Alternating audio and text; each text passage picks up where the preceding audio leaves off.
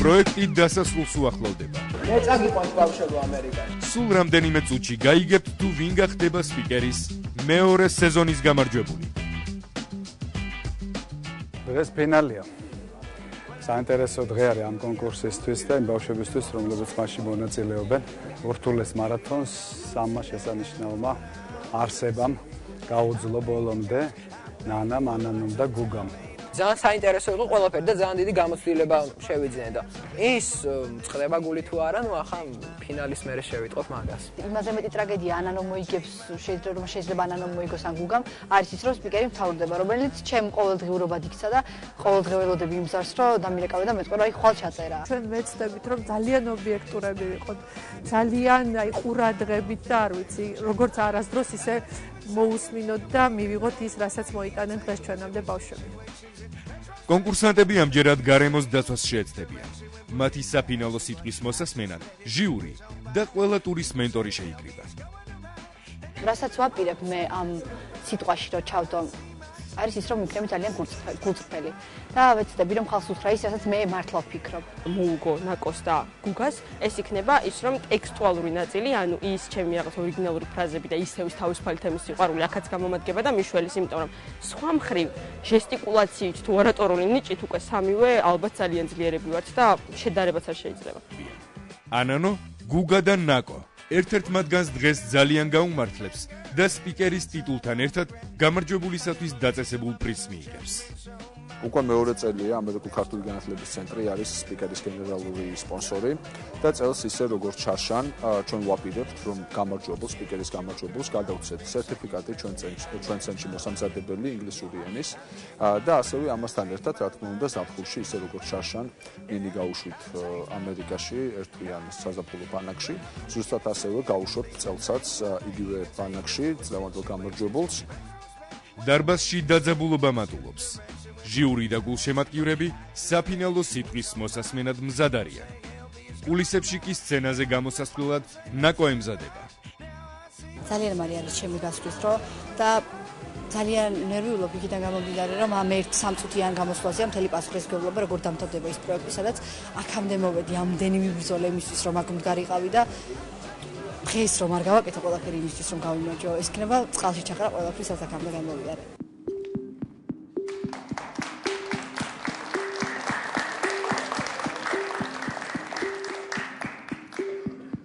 მოგესალმებით ყველას. დღეს მე ბოლოჯერ მოგმართავთ სპიკერის ტრიბუნიდან, რომ ვარ ნანაედი შერაშვილი და წარმოვიდგენთ თემას გარემოს დაცვა ბიომრავალფეროვნება. მე მინდა ჩემი სიტყვა მივუძღვნა უპირველეს ყოვლისა იმ ადამიანებს, ვინც ფიქრობენ, რომ ჩვენი ყველაზე დიდი მტერი არის სხვა. წარმოედგინეთ სამსაფეხურიანი კიბე და ადამიანი, რომლის მიზანიც არის მესამე საფეხურზე მოხვედრა. შევთანხმდეთ იმაზე, რომ არ არსებობს მეორე ან მესამე საფეხური პირველის გარეშე. რომ ადამიანს სჭირდება პირველი საფეხური იმისთვის, რომ გზა გააგრძელოს. მოდი ეს ყველაფერი უფრო კონკრეტულად გავიაზროთ. სამყაროს შექმნის ყველა ძირითადი თეორიის მიხედვით ადამიანის შექმნამდე შეიქმნა გარემო. რადგან ადამიანს სჭირდებოდა პირველი საფეხური გარემოს სახით, იმისთვის, რომ განვითარებულიყო და ეარსება. და მართლაც. ადამიანი განვითარდა გარემოს, უფრო კონკრეტულად კი ბიომრავალფეროვნების დახმარებით. და უკვე საპასუხოდ, განვითარებულმა ადამიანმა პირველ რიგში სწორედ ბიომრავალფეროვნების განადგურება დაიწყო. მე მებადება კითხვა. თუ ადამიანის შექმნამდე ბიომრავალფეროვნება მხოლოდ იმიტომ შეიქმნა, რომ ჩვენ გვჭირდებოდა ის არსებობისთვის, ერთი წუთით მაინც დაფიქრებულ ხართ იმაზე, რა მოხდება მაშინ, თუ ბიომრავალფეროვნება არ იარსებებს? პასუხი მარტივია. უბრალოდ არ ვიარსებებს ჩვენს. დღეს თითოეული ჩვენგალის ვალია. დავიცვათ ის, რაც მომავალში ჩვენვე გადაგვარჩენს. ჩვენ უნდა შევჩერდეთ. ზუსტად განსაცვლოთ, რამდენად უსაფრთხოა ის გზა, რომელსაც ჩვენ ხვალინდელი დღის გზას ვუწოდებთ. ჩვენ დღეს ვიცავთ ბიომრავალფეროვნებას. მასშესადამე ვიცავთ საკუთარ მომავალს. დღესდღეობით საქართველოს ბიომრავალფეროვნების კუთხით მსოფლიოს 25 ცხელ წერტილშია შესული. რაც იმას ნიშნავს, რომ მსოფლიოსთვის საყურადღებოა ყველა ის დაცული ტერიტორია, რაც საქართველოში მდებარეობს. და რას ვაკეთებთ ჩვენ ამის საპასუხოდ. სულ ცოტა ხნის წინ ჩვენ მზად ვიყავით დაგვეშრო კოლხეთის დაბლობი, მხოლოდ იმიტომ, რომ 1200 ჰექტარით მეტი მიწა მიგვეღო და ერთი წუთითაც არ დავფიქრებულ ვართ იმაზე, რომ თუ კოლხეთის დაბლობს დავაშრობდით, ამით საფრთხეს შევქმნით აზიისა და აფრიკის გადამფრენ ფრინველებს, რადგან სწორედ კოლხეთის დაბლობია ერთ-ერთი უმთავრესი გზა ამ ფრინველების გადასაფრენად. თუ ჩვენ ოდესმე კიდევ გავიფიქრებთ, რომ ჩვენ კოლხეთის დაბლობი უნდა გავანადგუროთ, ამით კითხვის ნიშნის ქვეშ დავაყენებთ როგორც ადგილობრივი, ისე გადამფრენი ფრინველების არსებობას, რითაც ფაქტობრივად მსოფლიო ბიომრავალფეროვნების კანონმზომიერების დარღვევას შევუწყობთ ხელს. დღეს მე მოგიწოდებთ თქვენ. არასოდეს დაივიწყოთ ის, რომ ბუნებაში ყველაფერი ერთმანეთთან ჰარმონიული ჯაჭვითაა დაკავშირებული და თუ ამ ჯაჭვიდან ერთი რგოლი მაინც ამოვარდება, ჯაჭვი გაწყდება, რადგან თითოეული რგოლი ერთმანეთზეა დამოკიდებული. ასე მაგალითად, ფოთოლს ჭამს მუხლუხო, მუხლუხოს კაკაბი, კაკაბს კი მელა. გამოდის, რომ მელას სიცოცხლე არა მხოლოდ კაკაბზე, არამედ ფოთოლზე, მუხლუხოსა და კაკაბზე ერთდროულადაა დამოკიდებული. ამიტომ მოგიწოდებთ თქვენ. გამოიყენეთ თქვენი საუკეთესო იარაღი ამ ჰარმონიულობის რღვევის წინააღმდეგ საბრძოლველად. დღეს ჩემი საუკეთესო იარაღი ჩემი სიტყვაა. ამიტომ სიტყვით ვცდილობ დავიცვა ისინი კიდევ ერთი მთავარი მიზეზით. მომავალ თაობებსაც აქვთ უფლება ნახონ ცაზე გადაფრენილი, ჯერ კიდევ შემორჩენილი კირკიტები ან თუნდაც კაკჩები. მე მოგმართავთ მომავალი თაობის სახელით თქვენ უფროს თაობას. ჩვენ არ გვჭირდა თქვენი ვინც შლის ნუკრის ნამბობს კითხულობთ, თვალზე ცრემლი მოგდით და მეორე დღეს ირმის რქებისგან დამზადებული დეკორაციით ალამაზებთ სახლს.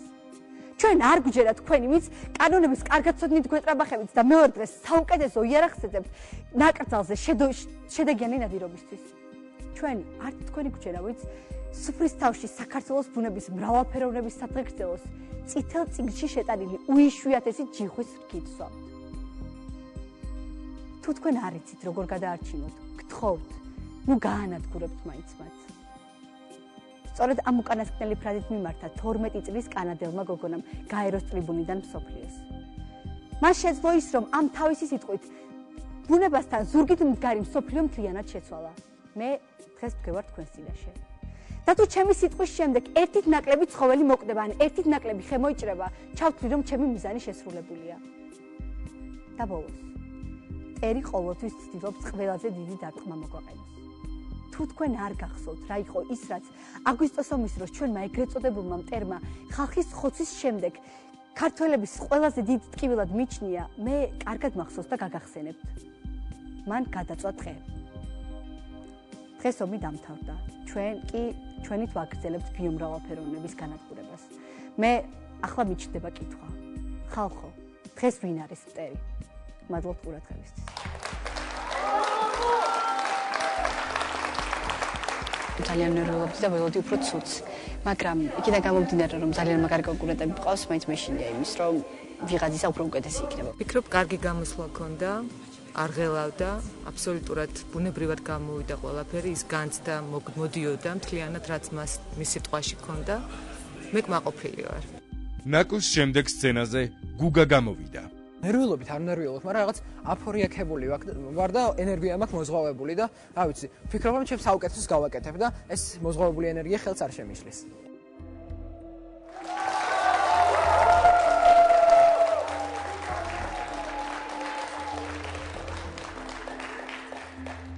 მოგესალმებით. მე ვარ გუგა სუხიაშვილი. წარმოგიდგენთ თემას გარემოს დაცვაზე, უფრო კონკრეტულად კი ნარჩენები. შეიძლება? ეს მოხდა 14 მილიარდი წლის წინათ, როდესაც არაფრისგან წარმოიშვა ყველაფერი და მეცნიერებმა ამას დიდი აფეთქება უწოდეს. კიდევ 10 მილიარდი წელი გავიდა და ჩვენი galaktikis განაპირას წარმოიშვა ერთი პატარა პლანეტა, რომელიც ვულკანებითა და კრატერებით იყო სავსე. კიდევ 4 მილიარდი წლის შემდეგ კი ამ პლანეტაზე დასახდა ერთი სახეობა, რომელმაც თავის თავს ადამიანი უწოდა. ადამიანმა შეძლო თითქოს და შეუძლებელი. მან უკანასკნელი 70 წლის განმავლობაში გაანადგურა ის, რაც მილიარდობით წელი ვითარდებოდა. და იმ დროში, როდესაც ადამიანი თვლის, რომ ის მგელია ცხოვრების ფარაში და დღე-დღეზე წყალს ღვინოთ გადააქცევს, მას ვერ შეუგნია ერთი ელემენტარული იდეა: ნაგავი სანაგვეში. მე კი ვთვლი, რომ შემიძლია სამყაროს და ქვეყნის განვითარების დონე იმის მიხედვით შევაფასო, თუ რა რაოდენობის გამოუყენებელ ნარჩენებს ტოვებენ იცინი. იცით? ახლა ამ ბოთს ხელი რომ გაუშვა, მე 21 საუკუნის ტერორისტი გავხდები. უამრავი მიმდევარი მეყოლება და ჩემ მიერ დაგდებული ნაღმის განეიტრალებას საუკუნეები დასჭირდება. იცით? ჩემი ერთ დაგდებული ნაღმის განეიტრალებას საუკუნეები დასჭირდება. მე ვნახე ის, რაც თქვენ პატივცემულობთ საზოგადოება და არ გინდათ რომ ნახოთ.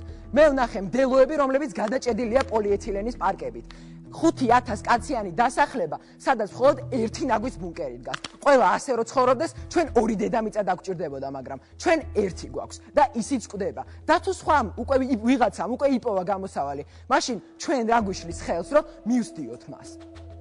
იცით, მე მივხვდი რომ ჩვენს გარდა ჩვენივე შეგნების დონეს სხვა ვერავინ აამაღლებს. განამართლა ესაა ჩვენი ბუნება, რომ არავინ არაფერს არ აკეთებს იქამდე, სანამ ძალიან გვიანი არაა. ვერ ხვდები, ასეთი რთულია ტვინის დაძაბვა და ერთი ადგილის განძრევა, იმისთვის რომ ერთი ოპტიმალური პრინციპი მოქმედებაში მოვიყვანოთ. შეამცირე, ხელახლა გამოიყენე, გადაამუშავე. იმიტომ რომ ქუჩებში დაყრილი ნაგავი და იმის აღება უბრალოდ ოპტიკური ილუზიაა, რადგანაც ძირსყრია ნაგავი თუ ნაგავსაყრელზე მას გარემოსთვის ერთი და იგივე ზიანი მოაქვს. იცოდით რომ წყნარ ოკეანეში ჩაგდებული ერთი პოლიეთილენის პარკი საშუალოდ 50 ცოცხალი ორგანიზმის სიცოცხლეს შეიწირავს. რაიმე სხვა ორგანიზმს ეს რო გაეკეთებინა, მეცნიერები მას მაშინ და ვირუსს უწოდებდნენ. და თუ ეს მართლაც ასეა, იცით ამბობს ჯერ ხელი რატომ არ გაუშვი? იმიტომ რომ არაფერია იმაზე ძლიერი, ვიდრე იდეა, რომლის დროც დადგა და მე ვთვლი რომ ეს სწორედ ისწამია. ახლა აუდიტორიაში ხართ მენტორები, მოსწავლეები, ჟურნალისტები, მაგრამ არ უნდა დაგავიწყდეთ რომ თქვენ ასევე ხართ მამები, დედანი და ყველანი ვიღაცის შვილები. ჩვენ ვართ ერთი ოჯახი, რომელიც 7 მილიარდი ადამიანისაგან შედგება და ჩვენ არ უნდა გვინდოდეს რომ ჩვენი გაფუჭებული საქმე ჩვენმა შემდგომმა თაობებმა ასწორონ. დედამიწა ჩვენ არ გვერგო ანდერძი ჩვენი წინაპრებისგან, ჩვენის გვაქვს ნასესხები ჩვენი შვილიშვილებისაგან, ვალს კი დაბრუნება სჭირდება. ერთხელ განიმ თქვა, თუ გინდა რომ გარემოში ცვლილება მოახდინო, ის ცვლილება შენს შიგნით მოახდინეო. მე ვთვლი რომ ამ პროცესის შეჩერება ჯერ კიდევ შესაძლებელია. მე ვთვლი რომ ის სამყარო ჯერ კიდევ ცოცხალია და ამ საღამოს მე თქვენ მისი სუნთქვა დაგაგონეთ. მაგრამ გეზი თუ არ შევცვალეთ, ყველაფერი ისევ იმ ერთი დიდი ბუმისკენ მიდის, მაგრამ ამ ბუმის შემდეგ უბრალოდ ძალიან მარტივად ამ ყველაფრისგან არაფერი დაგვრჩება. დიდი მადლობა.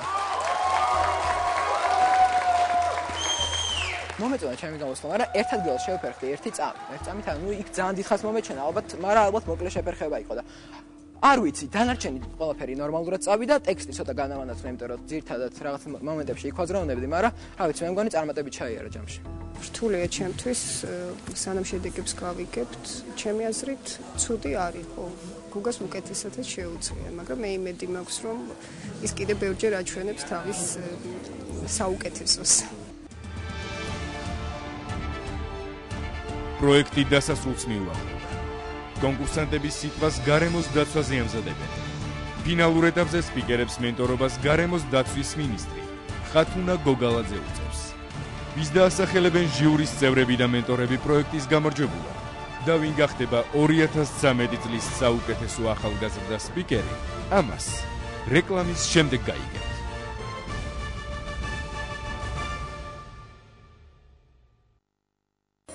პროექტის გამარჯვებულისათვის პრიზი დააწესა ამერიკულ ქართულმა განათლების ცენტრმა LIV.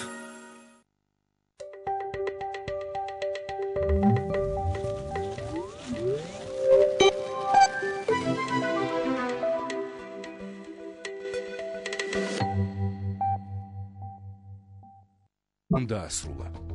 ახლა ჩემი ჯერია რომ სცენაზე გავიდე, ძალიან ნერვიულობ რა თქმა უნდა, მაგრამ იმედი მაქვს რომ სცენაზე გასვლის დროს მაინც მომიხსნება ეს ნერვიულობა და იმას ვიტყვი ის თქმაც მინდა.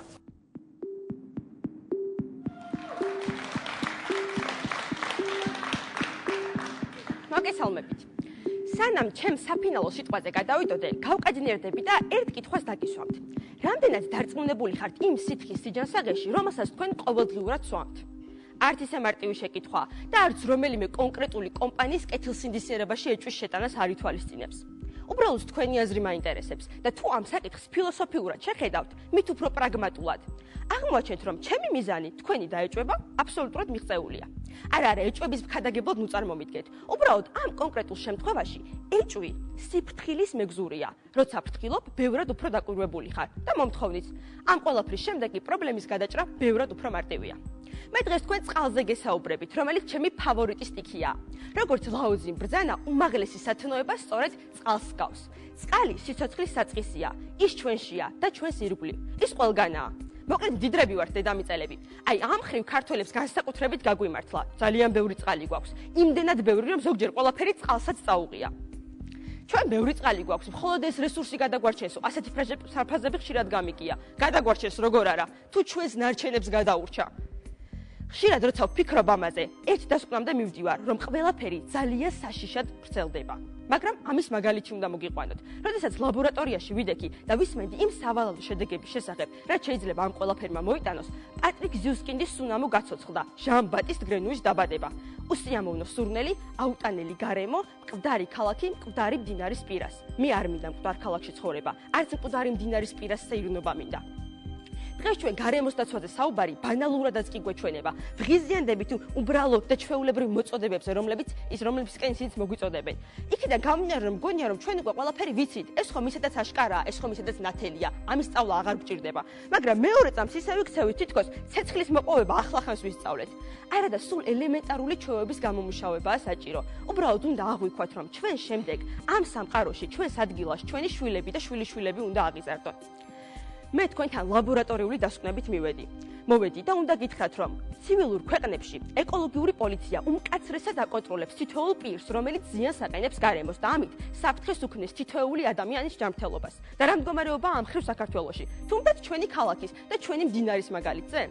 მტკვრის მთავარი დამბიძურებელი აღმოჩნდა, რომ არასაკმარისად გაწმენდილი ჩამდინარე წყლები და მის გარშემო მცხოვრები რამდენიმე მილიონი ადამიანის დაუდევრობაა. როგორც ხედავთ, პრობლემა ხელოვნურადაა შექმნილი. და რატომ ვქვით ამ პრობლემას? მხოლოდ იმიტომ, რომ ლუდის მირთმევის შემდეგ ბოთლის სანაგვეყუთამდე მიტანა გვეზარება? ან იმიტომ, რომ უსარგებლო ნივთების ქალწულებივით ხიდიდან ფენა მოგწონს? ეს საშიშროება ჩვენგან არც ისე შორსაა. ის ჩვენს ყოველდღიურობაშია, ჩვენს თვალწინ, მაგრამ რატომღაც სამწუხაროდ ჩვენ ამას ვერ აღვიქვამთ. რა თქმა უნდა, ვოცნებობ სპიკერობაზე, მაგრამ იმის მიუხედავად, გავხდები თუ არა დღეს მე საქართველოს ახალგაზრდა სპიკერი. არასოდეს მოვასვენებ იმ ადამიანებს, ვისაც წვლილი მიუძღვით წყლის დაავადებაში და ვისაც შეუძლია მათი განკურნება. არ ვიცი ამას როგორ მოვახერხებ, მაგრამ ერთი რამ ნამდვილად ვიცი. მე ამ პროექტიდან მიმაქვს მიზანი, რომელსაც აუცილებლად დავისრულებ. და იმის მიუხედავად რა მოხდება, ყოველთვის ვეცდები გავაკეთო ის, რაც მე ამ ტურმა, ამ დრომ მომანდომა. და ბოლოს ეს ჩვენი ბოლო შეხვედრაა და მინდა ყველას სამი რამ გისურვოთ. წყლის ძალა მოგცეს, მტკვრის მახსოვრობა და ნაპირიდან ნაპირზე გადებული ხიდები. გმადლობთ ყურადღებისთვის.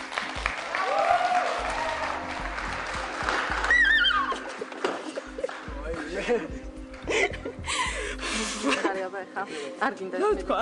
მოგეწონა შენი კმაყოფილი ხარ? არ ვიცი. არასდროს არ მახსოვს როცა უბრუნდების წინიდან რა ვთქვი, რა ვილაპარაკე, როგორ ვილაპარაკე, არაფერი არ მახსოვს, უბრალოდ მინდოდა, ძალიან მინდოდა რომ კარგი გამოსულიყო და მე მგონი გამოვიდა, არ ვიცი რა. ძალიან ძლიერი ბავშვები არიან.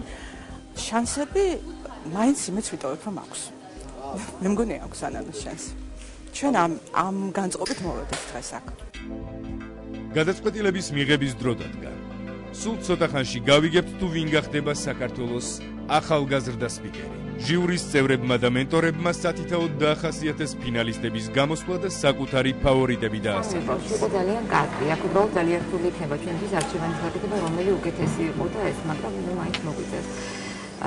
ჩემი აზრით, მე პირველი მომეწონა ყველაზე მეტად ბიომრავალფეროვნება. ანუ ნანა ძალიან კარგი ექსამენები ქონდა, ეს კარგად აწყობილი, ესე ლოგიკურად, რაღაც მაგალითად ემოციებიც ავსებული ისმენდი, ამბობს რომ ბიზნეს ისეთი ბუნებრივი და კარგი იყო. იმ პერიოდთან შედარებით რა პერიოდშიც მე მენტორობა მომხდა, სამივე მათგანი მართლა მნიშვნელოვნად არის გაზრდილი. უბრალოდ ცოტა ტენდენციური ვიყავი იმ თვალსაზრისით, რომ ლიტერატორი ვარ და მას ვისაც ლიტერატურული ალუზიები ჩემი აზრით ძალიან კარგად ხონდა ჩასული. მას ვუწერ პლუს, ანუ პირობითად პირველ ადგილს, თუმცა კიდევ ერთხელ ვამბობ, ხაზგასმით და სულიერ კუთვნილ და ყველა მაგარი იყო ძალიან საინტერესო. ფინალი უკვე ნიშნავს, რომ სამივე საკმაოდ უკვე ეტაპობრივად წინ წასულები არიან და იქ რაღაც პატარ-პატარა დეტალებზე აღარ გავამახვილებთ ყურადღებას, მაგრამ აი ამ სამ ადამიანში ყველაზე მეტად ანანოში მე რაც მომეწონა ეს იყო ის, რომ რასაც ის ამბობდა, აბსოლუტურად ჯეროდა ამისი და ის იყო სრულიად დამაჯერებელი და გატაცებით საუბრობდა ამაზე. სამივე ძალიან მომეწონა, მაგრამ მეც რატომღაც ანანოს გამოსვლა ყველაზე ახლოს მოვიდა ჩემთან, ყველაზე კარგად დამანახა, ესე ვთქვათ.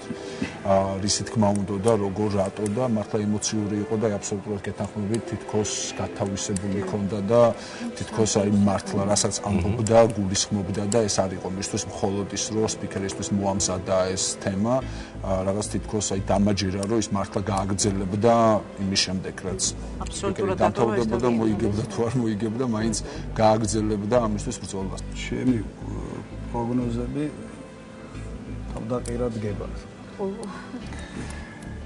რიგში მინდა ვთქვა რომ მეც ველოდი გუგას ხო, გუგას მე ვფიქრობ რომ ახლა თუ იქით მოკიდის გარშე ვისაუბრებ, გუგა გამოკვეთი ლიდერი იყო, მაგრამ დღეს ის ჩემთვის მყარად არის მესამე ადგილზე. ხო, გუგა არ იყო განსხვავებით მისი წინა გამოსვლებიდან ორიგინალური არ იყო. რაც სამწუხაროდ იყო კარგი, მაგრამ ჩვეულებრივი რა. ნანა ედეშერაშვილმა გამაოცა სიმართლე გითხრათ, მე ვფიქრობდი რომ ამ სამ მონაწილეში მას ყველაზე ნაკლები შანსი ჰქონდა, მაგრამ ძალიან დამაფიქრა და ახლაც მაფიქრებს სიმართლე რომ გითხრათ, იმიტომ რომ აი თვალსა და ხელშო მთელი ამ კონკურსის განმავლობაში ძალიან დინამიურად გაიზარდა ეს ბავშვი და მიაღწია მწვერვალს. თანასწორად ძალიან კარგი სიტყვა, ოფიქრებული, აზრებული, ბევრი მესიჯი იყო, ძალიან დიდი ნახტომებით წავიდა წინ ამ ტურების განმავლობაში.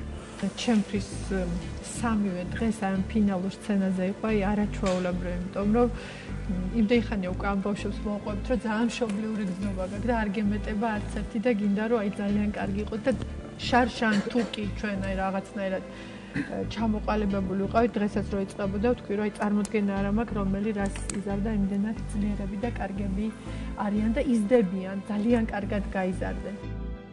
გადაწყვეტილება მიღებულია.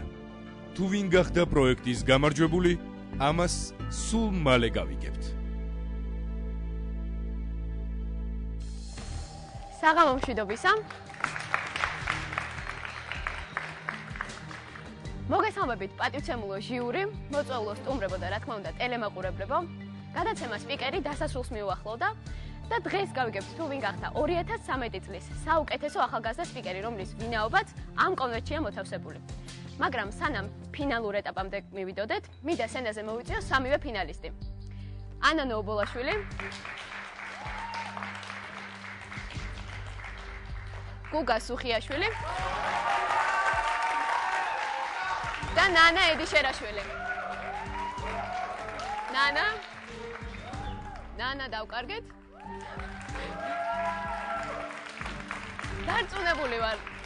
სამივე ძალიან ღილავთ ალბათ. მეც კარგად მახსოვს გასულ წელს სწორედ ამ სცენაზე ვიდექი და ველოდი გამარჯვებულის გამოცხადებას, ასე რომ ვიცი რამდენად მნიშვნელოვანია ყოველი წამი, მაგრამ რა ვქნა, ჯერ ამ კონვერტის გახსნის დრო არ დამდგარა. ახლა კი სანამ სცენაზე პროექტის მთავარ სპონსორს მოვიწოდეთ, თხოვ სცენაზე გარემოს დაცვის მინისტრ ქალბატონ ხათუნა გოგალაძეს.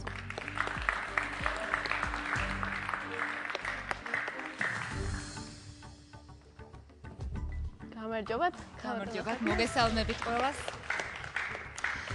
მე ვიყავი ამ ახალგაზრდების მენტორი ფინალურ ტურში. როდესაც ეს ბავშვები მოვიდნენ ჩემთან და ვსაუბრობდით გარემოს დაცვის საკითხებზე, მისვამდნენ ძალიან კომპეტენტურ კითხვებს და ერთ-ერთი შეკითხვა იყო ბოლოს უკვე ასეთი, რომ რას გვირჩევთ, როგორ შეიძლება გავაკეთოთ ჩვენი სიტყვა ისეთი, როგორც დავამუშაოთ სიტყვა ისე, რომ რაღაცა წარმატებული სიტყვა გამოგვივიდესო. ნუ მე რაღაც რჩევები მივეცი, მაგრამ მე მაშინ დღეს კი წარმოვიდგენდი, რომ ჩემი მიცემული რჩევები თითქმის არაფერი იქნებოდა იმასთან შედარებით, მე რაც მოვისმინე აქ თვითეული თქვენთაგანისგან. ამას გეუბნებით სრული გულწრფელობით. ჩემთვის სამივე იყო ძალიან კარგი. შესაბამისად, ჩვენ გადავწყვიტეთ, რომ ეს ასეც ვფიქრობდით და მე ესეთი მოგანიჭოთ თვითოულ თქვენთაგანს. ვაიმე ასეთი სიგელი, ეს არის მწვანე სპიკერის სიგელი და ეს არის თითოეულ თქვენთაგანის, იმიტომ ეს არის აბსოლუტურად დამსახურებული. გარდა ამისა, მინდა გითხრათ ისიც, რომ გაზაფხულზე, როდესაც ამინდები გამოვა თითოეულ თქვენთაგანს, ანუ ერთად, ჩვენთან ერთად მინდა მიგიწვიოთ საქართველოს ერთ-ერთი დაცულ ტერიტორიაზე, სადაც გვპირდებით, რომ დაუვიწყარ დროს და გავატარებთ და ძალიან სავსე იქნებით ყველა შტაბ-ბიჭდილებებით. უღრმესი მადლობა ასეთი საინტერესო გამოსვლებისთვის.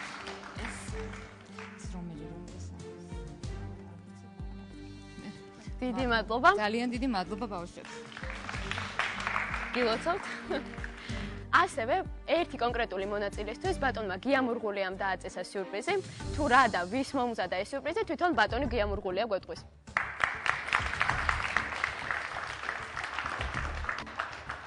გამარჯობათ. გამარჯობათ, მოგესალმებით. ვიცი რომ დაძაბულობა უკვე პიქს მიაღწია ძალიან ნერვიულობთ, მაგრამ მე ერთი ჩემი მისია მაქვს შესასრულებელი. ამ პროექტში მონაწილეობდა არაერთი შესანიშნავი ბავშვი, მათ ძალიან დაგვამახსოვრეს თავიანთი თავი და მე მინდა ერთ-ერთ მათგანს, ჩემს სიმპათიას გადავცე ეს წიგნი, შესანიშნავი ჩემი აზრით წიგნი, რომელსაც ქვია სიბრძნე მინიატურაში და სადაც არის წარმოდგენილი სხვადასხვა ხალხისა და სხვადასხვა ეპოქის შესანიშნავი იგავები. მე ვფიქრობ, რომ ეს წიგნი მას ძალიან გამოადგება. ეს გახლავთ პატარა გოგონა თამარ ხუხია, რომელსაც თხოვე.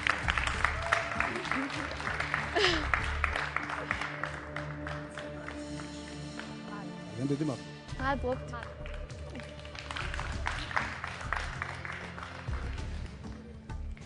აქვე მინდა გითხრათ, რომ დარჩენილი ორი ფინალისტისთვის საჩუქარი ასევე დააწესა გამომცემლობამ დიოგენემ, ეს არის 4 საუკეთესო ლიტერატურული ნაწარმოები. მაგრამ თუ ვის შეხვდება ეს წიგნები, დამოკიდებულია იმაზე, თუ ვისი ვინაობაა ამ კონვერტში. ახლა კი სცენაზე ვთხოვ პროექტის მთავარ სპონსორს, ამერიკულ-ქართულ განათლების ცენტრ ლიფის დირექტორ ბატონ გიორგი ჩავლეიშვილს. გამარჯობათ. მოგესალმებით ყველას. მინდა უბრალოდ აღვნიშნო, რომ ნამდვილად ძალიან რთული იყო ამ გადაწყვეტილების მიღება. ასე რომ ჩვენთვის, მაგრამ რა თქმა უნდა, ჩვენი აზრით დამსახურებულად მოიპოვა ჩვენი პრიზი ბავშვმა, ამ სამინდან, რომელმაც გაიმარჯვა. ასე რომ დაველოდოთ გახსნას ნინიმ კონვერტი, ნახოთ ვინ არის გამარჯვებული და შემდეგ უკვე რა თქმა უნდა გადავცემ ჩვენ პრიზს. და თუ შეგიძლიათ გითხრათ კონკრეტულად რა პრიზი დააწესეთ წლევანდელი გამარჯვებულისთვის? ეს პრიზი არის იგივე რაც იყო შარშან, ჩვენ უკვე 2 წელია ვართ სპიკერის სპონსორები და ეს არის მოსამზადებელი ინგლისურ ენაში მოსამზადებელი პაკეტი და შემდეგ ეს ყველაფერი დაგვიგვინდება იმით, რომ ერთი თვის მანძილზე ჩვენ ამერიკაში საზაფხულო ბანაკში გამარჯვებულს გაუშვებთ და ესე ვთქვათ მიიღებს იმ ტიპის განათლებას, რა ტიპის განათლებაც შეიძლება რომ მიიღო ბავშვმა ამერიკაში საზაფხულო ბანაკში. დიდი მადლობა. ნამდვილად ძალიან კარგი პრიზია. პირადი გამოცდილებიდან შემიძლია გითხრათ, რომ ამერიკაში გატარებული ერთი თვე იყო ნამდვილად დაუვიწყარი, რაც მთავარია, მივიღეთ დიდი გამოცდილება და ცოდნა, ასე რომ ერთ-ერთ თქვენგანს დღეს ძალიან გაუმართლეთ. ახლა კი დროა გავიგოთ, თუ ვინ გახდა ჟიურისა და მენტორების გადაწყვეტილებით 2013 წლის საუკეთესო ახალგაზრდა სპიკერი.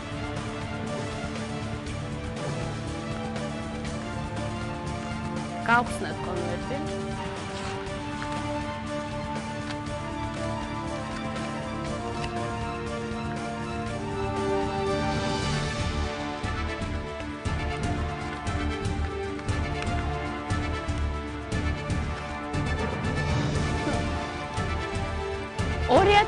წლის საუკეთესო ახალგაზრდა სპიკერი გახდა ანანო ობოლაშვილი. გილოცავ ანანო.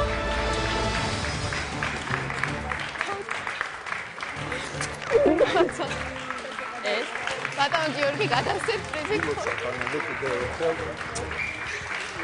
აი ეს გამომართვით ეშენ და შევხვდებით ჩვენთან ოფისში გილოცავ კიდევ ერთხელ. სამივე თქვენგანს ასევე გადმოგეცემათ ეს სიგელები. ნანა.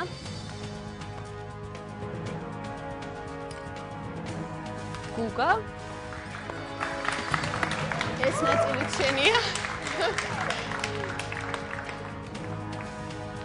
ანანო. და ანანო კომენტარი შეიძლება. საქართველოს ახალგაზრდა სპიკერს ხმა არ უნდა უვარდებოდეს, მაგრამ ახლა ისეთი მომენტია, რომ ვერაფერს ვერ ვლაპარაკობ. უბრალოდ ძალიან ბედნიერი ვარ. ყველას ძალიან დიდი მადლობა. მართლა ძალიან მაგარი პროექტი იყო და უბრალოდ არ ვიცი რა ვთქვა, ყველას ძალიან დიდ მადლობას გიხდით. ეს იყო ჩემთვის უდიდესი გამოცდილება. ყველაფერი კარგთან ასოცირდებოდა ეს პროექტი და იმედი მაქვს აუცილებლად გაგრძელდება და კიდევ ძალიან ბევრ ახალგაზრდას გაახარებს. მე ძალიან მაგარ ბავშვებთან ერთად მიწევდა ამ პროექტში მონაწილეობის მიღება. ბედნიერი ვარ იმით, რომ აქ მოვედი, ბედნიერი ვარ იმით, რომ ეს ბავშვები გავიცანი და ბედნიერი ვარ იმით, რომ მივაღწია ამას. მადლობა. თქვენ კი გუგა და ნანა დიოგენესგან გადმოგეცემათ ეს 4 საუკეთესო ლიტერატურული ნაწარმოები. ტელემაყურებლებს კი შევახსენებ, რომ 2013 წლის საუკეთესო სპიკერი გახდა ანანა ობოლაშვილი. ნახვამდის.